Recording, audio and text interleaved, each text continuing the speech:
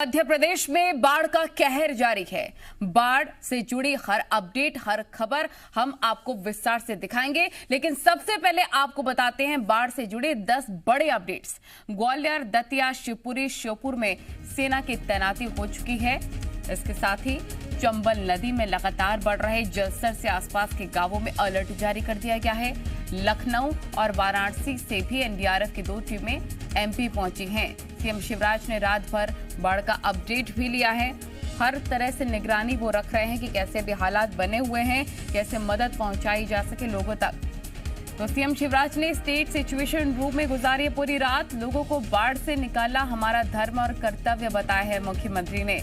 और ये नंबर भी लगातार फ्लैश हो रहे हैं। अगर आपको सहायता चाहिए तो ये नंबर्स आप डायल करिए, प्रशासन आप तक पहुंचेगा। हर परेशानी से निपटने के लिए कोशिशें हैं सरकार की, प्रशासन की, हर मदद पहुंचाने की। इन नंबर्स पर आप संपर्क करके सहायता ले सकते हैं। 2000 से ज्यादा लोगों को सुरक्षित अब तक बचाया जा सका है।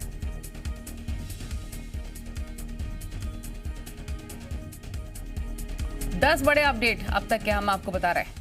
तो ग्वालियर चंबल संभाग में आसमान से आफत बरस रही है। नदियां उफान पर हैं, डैम भरे हुए हैं। ऐसे में ग्रामीण इलाकों की हालात बद से बदतर होती जा रही है। इलाके के 1100 से ज्यादा गांव प्रभावित हैं, जिसमें से 20 से ज्यादा गांव टापू बन गए हैं। हम आपको ये 6 तस्वीरें दिखा रहे हैं। शिवपुरी में बारिश ने सबसे ज्यादा कहर बरपाया है। सैकड़ों लोगों को बचाने के लिए रेस्क्यू ऑपरेशन जारी है। दतिया में भी सिंध नदी उफान पर है। पानी का बहाव इतना ज्यादा तेज है कि नदी पर बने 2 पुल बह गए। भिंड में भी बाढ़ का खतरनाक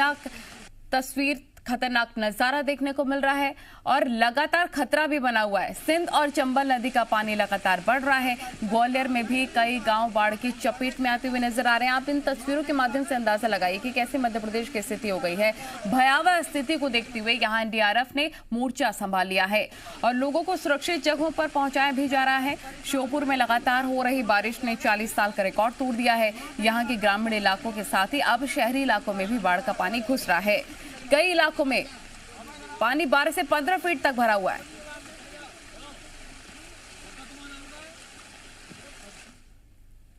मध्य प्रदेश में बाढ़ से हालात बेकाबू है। खास तौर पर ग्वालियर चंबल संभाग की अगर बात करें, जहां पर नदियां उफान पर हैं और डैमों के गेट खोले जाने से ज्यादातर इलाके जलमग्न हो चुके हैं। हालात को जल्द काबू करने के लिए सीएम शिवराज खुद हालात पर नजर रखे हुए हैं। सीएम शिवराज बाढ़ के हालात पर नजर रखने के लिए रात भर स्टेट सिचुएशन रूम में रहे और सीएम ने कहा है कि लोगों को बाढ़ से निकालना उनका धर्म और कर्तव्य है। हालात को काबू करने के लिए कलेक्टरों से बात की जा रही है। पीएम, रक्षा मंत्री से चर्चा के बाद सेना की 4 टीमें रेस्क्यू ऑपरेशन में लगा दी गई हैं, जो हर नरपर और पोहरी में मोर्चा संभाल रही है। ग्रामीण इलाकों में एनडीआरएफ, एसडीआरएफ की टीमें तैनात कर दी गई हैं और हर तरह से मदद टीमों के द्वारा पहुंचाई जा रही है। लगातार लोगों को सुरक्षित जगहों पर पहुंचाने की कोशिश की जा रही है। ये परीक्षा की घड़ी है और इसलिए कोशिश करते रहे सुरक्षित बचाने लोगों को। और एक राहत की बात यह कि कई जगह पानी स्थिर है या घट रहा है। मुरैना में जरूर बढ़ रहा है, भिंड मुरैना में चूंकि चंबल का पानी अभी बढ़ रहा है, लेकिन वहां भी ऐसा खतरा नहीं है कि रात में कोई जनहानि की संभावना हो। बाकी जगह हम लोगों को सुरक्षित रखे हुए 2000 लोग हम अलग अलग जिलों में सुरक्षित निकाल भी चुके हैं। तो जुटे रहें, यही हमारा धर्म और कर्तव्य है कि अपनी जनता को हम सुरक्षित निकालें, जीवन बचाएं।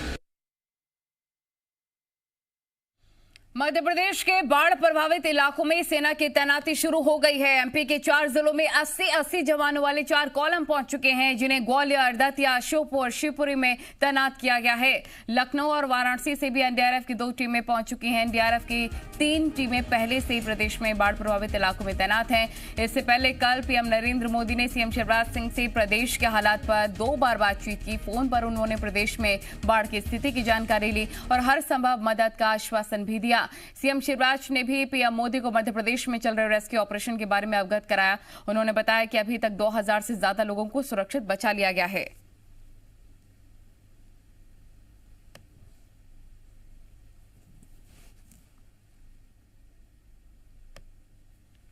ये तस्वीरें हम आपको दिखा रहे हैं। आप अंदाजा लगा सकते हैं कि मध्य प्रदेश में अभी कैसे हालात बने हुए हैं। लखनऊ, वाराणसी से एनडीआरएफ की टीमें पहुंचाई जा रही हैं।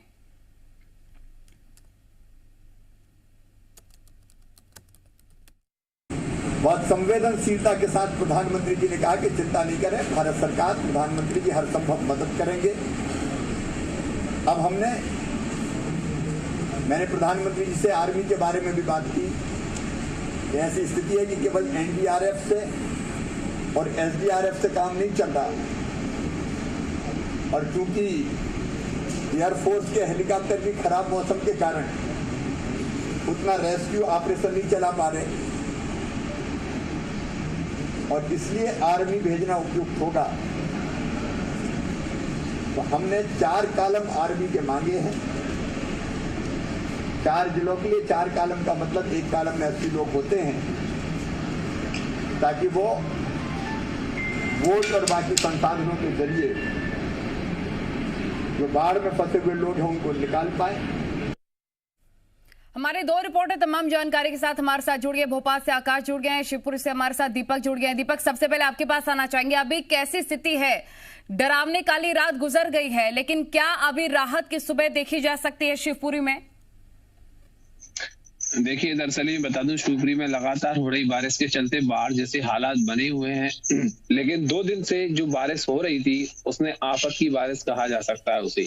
देखिए, साफ तौर पर आज सुबह जो देखी जा रही है, आज सुबह भी कुछ टीमें यहाँ शिवपुरी से रवाना हुई हैं, जो जबलपुर से देर रात आई थी, वो श्योपुर वाली क्षेत्र में पहुंच चुकी हैं। और वहां एनडीआरएफ की टीम जो है वो वहां पहले से तैनात है एक इमरजेंसी के लिए। उसके बावजूद भी वहां के कई लोगों को सुरक्षित निकालकर अपनी जगह पर पहुंचा तो दिया है, लेकिन उसके बावजूद भी रेस्क्यू ऑपरेशन लगातार जारी है। अब बात हम पानी की अगर करें तो अभी पानी थोड़ा सा थम गया है, तो पानी का जल स्तर कम होने के चलते ही रेस्क्यू शुरू हो सकता है फिर से आज सुबह ही। ठीक है, मौसम विभाग का क्या कहना है कि अभी हालात जो कंट्रोल में है, ऐसी परिस्थिति रहेगी या फिर और ज्यादा भारी बारिश हो सकती है? क्योंकि शिवपुरी, श्योपुर, दतिया ऐसे हालात नजर आ रहे हैं।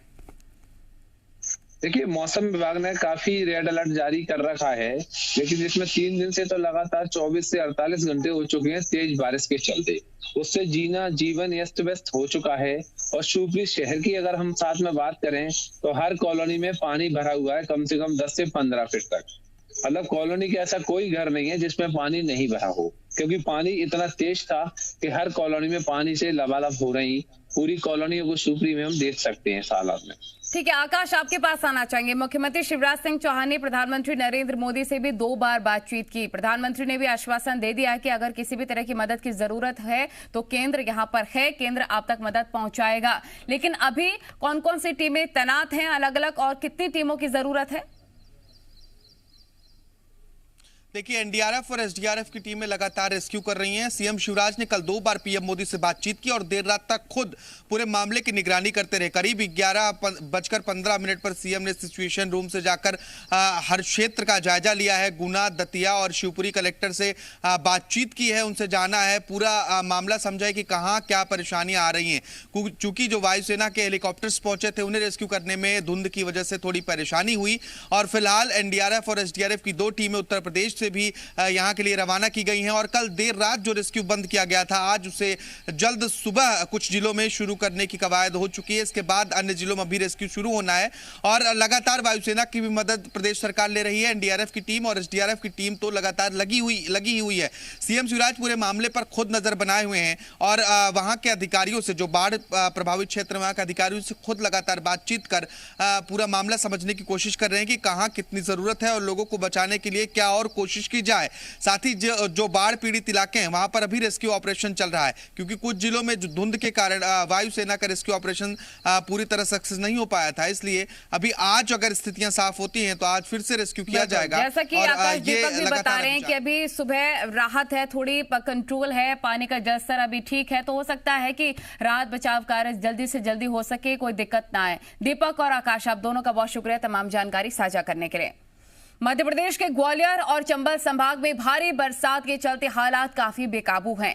सैकड़ों गांवों में पानी भर गया है, बाहरी इलाके से संपर्क टूट गया है। ग्वालियर में बाढ़ विकराल रूप लेता नजर आ रहा है। कहीं बाढ़ से सड़क बह गई है, कहीं पर गांव के गांव खाली कराने पड़ रहे हैं। शिवपुरी, श्योपुर, गुना, दतिया, अशोकनगर में हालात चिंताजनक बने हुए हैं। हालात तो ऐसे हो गए हैं कि एनडीआरएफ के बाद अब सेना को रेस्क्यू ऑपरेशन के लिए बुलाना पड़ रहा है।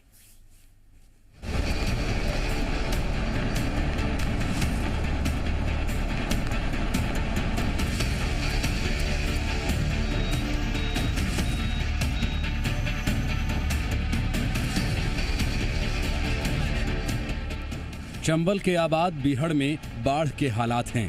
भारी बारिश से सिंध सहित सभी नदियां उफान पर हैं और डैम लबालब भर गए हैं। तस्वीरें शिवपुरी की हैं, जहां मूसलाधार बारिश के बाद बाढ़ जैसे हालात हैं। जल स्तर बढ़ने के बाद अटल सागर मड़ीखेड़ा डैम के 10 गेट्स खोल दिए गए हैं। किसी भी तरह की अनहोनी से बचने के लिए हाई अलर्ट जारी कर दिया गया है। जगह जगह राहत टीम्स तैनात कर दी गई हैं। सैलाब के बीच बोट से रेस्क्यू करके लोगों को सुरक्षित बाहर निकालने का काम भी जारी है। नरवर नवोदय विद्यालय में जल भराव की सूचना मिलते ही रेस्क्यू टीम मौके पर पहुंची और 100 से ज्यादा लोगों का रेस्क्यू किया गया। पर्यटक स्थल भदैया कुंड घूमने आए 2 युवक झरने के तेज बहाव में बहकर डूब गए। गनीमत रही कि एसडीआरएफ की टीम मौके पर मौजूद थी। तुरंत रेस्क्यू ऑपरेशन चलाया गया और तकरीबन 1 घंटे की मशक्कत के बाद दोनों को बचा लिया गया। बीची गांव में पेड़ पर फंसे 3 लोगों को एयरफोर्स ने रेस्क्यू किया। पानी का स्तर बढ़ने से ये लोग पेड़ के ऊपर चढ़ गए थे। वहीं दूसरी जगहों पर भी एयरफोर्स रेस्क्यू ऑपरेशन चला रही है, जहां से लोगों को सुरक्षित निकाला जा सके। ग्वालियर और आसपास के जिलों में भी बाढ़ को लेकर अलर्ट जारी किया गया है। पार्वती, सिंध, महुअर समेत कई नदियां उफान पर हैं। हरसी डैम से पानी छोड़ना पड़ा, जिसके बाद पार्वती नदी के किनारे बसे 24 गांवों में अलर्ट जारी किया गया है। ऐसे ही हालात मनीखेड़ा डैम के हैं। डैम का गेट खुलने से तेजी से जल स्तर बढ़ा है। दतिया, शिवपुरी और भिंड जिलों में भी हालात बेकाबू होते जा रहे हैं। ककेटो बांध ओवरफ्लो होने से करीब 7 गांवों को खाली कराया गया है। वहीं एक गांव में कुछ लोग फंस गए, जिन्हें बचाने के लिए एनडीआरएफ ने रेस्क्यू ऑपरेशन चलाया। ग्वालियर आगरा मुंबई राष्ट्रीय राजमार्ग पर भी आवागमन बंद हो गया है। मोहना के पास पार्वती नदी में बने पुल के ऊपर से पानी बह रहा है। किसी भी तरह की अनहोनी से बचने के लिए पनिहार टोल टैक्स पर गाड़ियों को रोका जा रहा है। सिर्फ जरूरी सेवा से जुड़े लोगों को ही जाने की अनुमति दी जा रही है। श्योपुर में भी मूसलाधार बारिश से 40 सालों का रिकॉर्ड टूट गया। कूनो, पार्वती, कुंवारी और अहेली नदियां उफान पर हैं, जिससे श्योपुर शहर टापू में तब्दील हो गया है। वहीं बंजारा डैम पानी में डूब चुका है। सीप नदी का पानी किले सहित निचले इलाकों में पहुंच गया है, जिससे रिहायशी इलाके जलमग्न नजर आ रहे हैं। मुरैना में भी शिवपुरी, ग्वालियर और श्योपुर जैसे ही हालात हैं। भारी बारिश के चलते चंबल और क्वारी नदी खतरे के निशान से ऊपर बह रही है। चंबल नदी के किनारे बसे तकरीबन 25 से ज्यादा गांव पानी से घिरे हुए हैं, तो वहीं क्वारी नदी का पानी कैथौदा गांव में घुस गया है। मुरैना से श्योपुर शिवपुरी का संपर्क पूरी तरह से टूट गया है। भारी बारिश से कैलारस नेपरी सड़क मार्ग पर बने पुल में बीच सड़क पर 10 फीट लंबी दरार पड़ गई है, जिसके बाद पुल के दोनों ओर एहतियातन पुलिस बल तैनात किया गया। तो वहीं पुल से गुजरने वाले लोगों को धीमी गाड़ी चलाने की सलाह दी जा रही है। बाढ़ बारिश की इस भयानक तस्वीर के बीच प्रशासन अलर्ट मोड पर है। लोगों से लगातार यह अपील की जा रही है कि वे अपनी जान जोखिम में न डालें और तेज बहाव में गाड़ियों को लेकर पार लगाने की गलती न करें। ब्यूरो रिपोर्ट, जी मीडिया। आगे बढ़ते मध्य प्रदेश बीजेपी संसदीय दल की आज दिल्ली के कॉन्स्टिट्यूशन क्लब में मीटिंग बुलाई गई है और इस बैठक में मध्य प्रदेश के सीएम शिवराज सिंह चौहान समेत मध्य प्रदेश के सभी सांसद और केंद्रीय मंत्री मौजूद रहेंगे। बैठक में प्रदेश प्रभारी भी शामिल होंगे और बैठक में नए मंत्रिमंडल में शामिल नए मंत्री ज्योतिरादित्य सिंधिया, वीरेंद्र कुमार खटीक का होगा स्वागत। प्रधानमंत्री नरेंद्र मोदी कल भारतीय जनता पार्टी के संसदीय दल की बैठक में शामिल हुए थे और पीएम ने पार्टी के नेताओं को संबोधित भी किया था। संसद के मॉनसून सत्र में बीजेपी के संसदीय दल की ये तीसरी मीटिंग थी, जिसे कल प्रधानमंत्री ने संबोधित किया था। पार्टी के मुताबिक संसद सत्र के दौरान हर राज्य के सांसद को बैठक करनी है और आगे की रणनीति तैयार करनी है।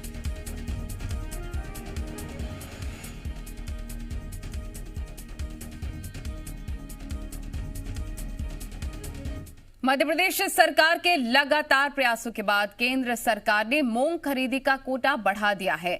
अब इसे बढ़ाकर 2,47,000 मीट्रिक टन कर दिया गया है, जबकि इससे पहले 1,34,000 मीट्रिक टन की मंजूरी मिली थी।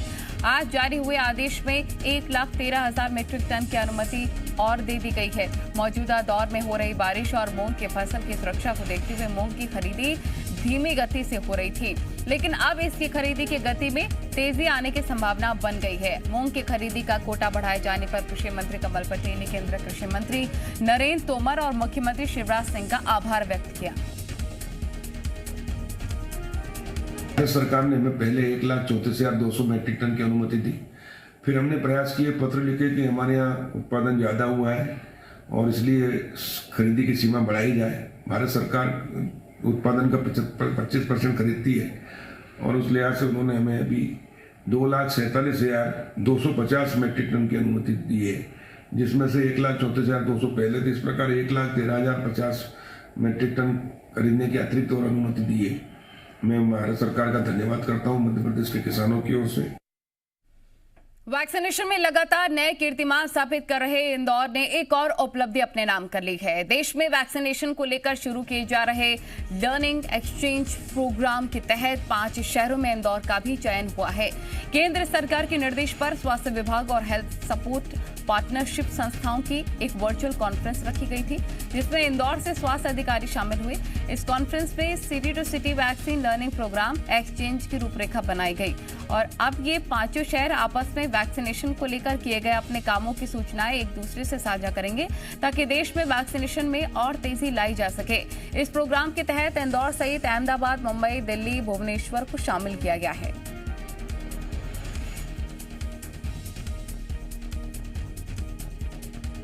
कुछ जो डिस्ट्रिक्ट्स हैं जो population services of India PSI ने लिए हैं, जिसमें कि इंदौर है, दिल्ली है, अहमदाबाद है, मुंबई है, भुवनेश्वर।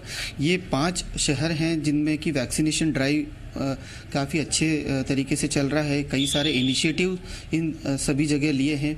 तो एक आज मीटिंग भी हुई थी, जिसमें कि विभिन्न आयामों पर चर्चा आगे होना है कि वो किस प्रकार से अपनी बेस्ट प्रैक्टिसेस शेयर करेंगे। सरकार के निर्देश के बाद इंदौर में भी गर्भवती महिलाओं को कोरोना वैक्सीन लगानी शुरू कर दी गई है। हर मंगलवार और शुक्रवार को गर्भवती महिलाओं की जांच के साथ उन्हें कोविड का टीका लगाया जा रहा है, जबकि गर्भवती महिलाओं को वैक्सीन के प्रति जागरूक करने के लिए आंगनबाड़ी कार्यकर्ताओं की भी मदद ली जा रही है। बड़ी संख्या में टीकाकरण केंद्र पहुंच रही गर्भवती महिलाओं के बैठने के लिए अलग से व्यवस्था की गई है। महिलाओं में भी टीकाकरण को लेकर उत्साह देखा जा रहा है।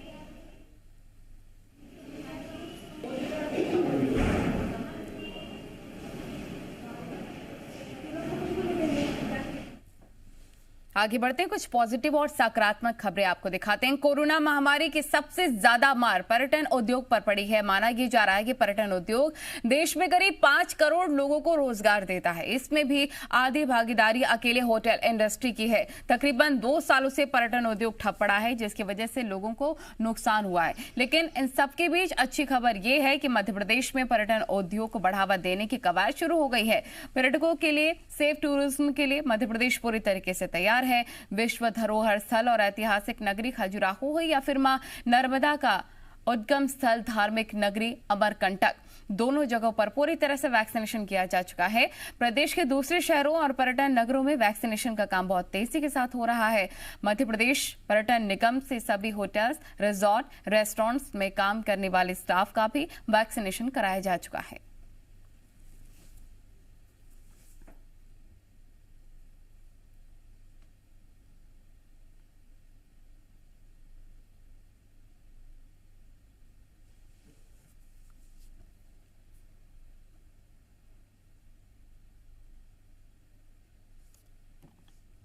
तो आपको बताएं कि वैक्सीनेशन मध्य प्रदेश में पर्यटन स्थल में भी हो सके, इसको लेकर लगातार प्रयास किए गए।